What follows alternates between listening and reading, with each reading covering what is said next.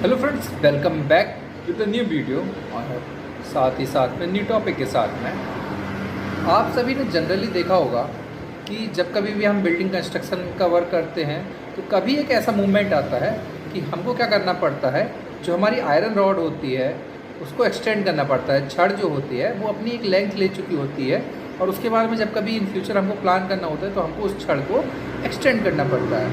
पर ये सवाल आता है हमारे साथ में कि जब हम एक छड़ को दूसरी छड़ से जोड़ेंगे, क्या ये सेम स्ट्रेंथ ले पाएगा? क्या कितनी स्ट्रेंथ के साथ में, कितनी लेंथ के साथ में इसको जोड़ा जाए? पहले मैं बता दूं, एक छड़ को जब दूसरी छड़ से हम एक्सटेंड करने के लिए जोड़ते हैं तो उस एरिया को हम कहते हैं लैपिंग लेंथ, है ना। लैपिंग जोन कहलाता है वो जहाँ पर हम एक छड़ को दूसरी छड़ से जोड़ते हैं। यानी कि इस तरीके से अगर एक छड़ है, उस छड़ पे हम क्या करते हैं, एक ओवरलैपिंग करते हैं। तो किस लेंथ में हम ओवरलैपिंग करें ताकि वो स्ट्रेंथ हमारी प्रॉपर दे पाए, इस चीज़ के बारे में हम विशेष तौर पे ध्यान देना चाहिए।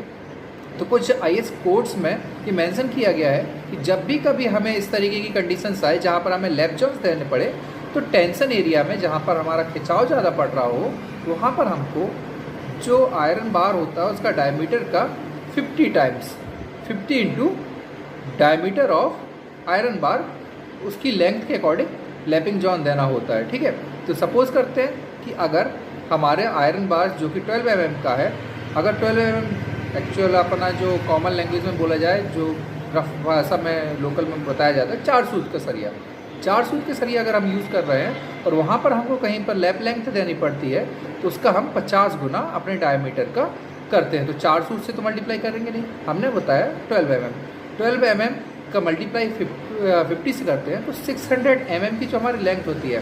तो ये दिखाता है जब भी कभी हम लैपिंग लेंथ करेंगे तो हमें एक सरिये को दूसरे सरिये से जोड़ने के लिए कितना जोड़ना चाहिए, उसका 600 mm की लेंथ लेनी चाहिए, तभी वो एक सेम स्ट्रेंथ दे पाएगा।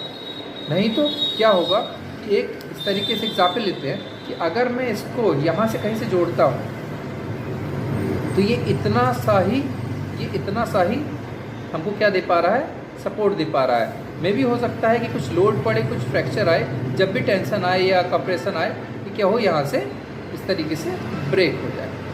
तो हमको एक प्रॉपर स्ट्रेंथ देनी पड़ेगी, इसलिए हम क्या करते हैं, इस चीज़ का विशेष ध्यान देते हैं। Thank you. आई होप आपको ये इस तरीके की कुछ नॉलेज जो है वो पसंद आ रही होगी। इसको कॉमन वे में भी कोई एक जो कॉन्ट्रैक्टर जब काम करवा रहे हैं तो जो क्लाइंट हैं जिनका घर बन रहा है, इस चीज़ पर विशेष ध्यान दें, पर्सनली इन चीज़ों का ध्यान दें। ठीक है, और हो सके तो कॉन्ट्रैक्टर के साथ में एक एक्सपीरियंस कॉन्ट्रैक्टर, वो साथ में सिविल इंजीनियर भी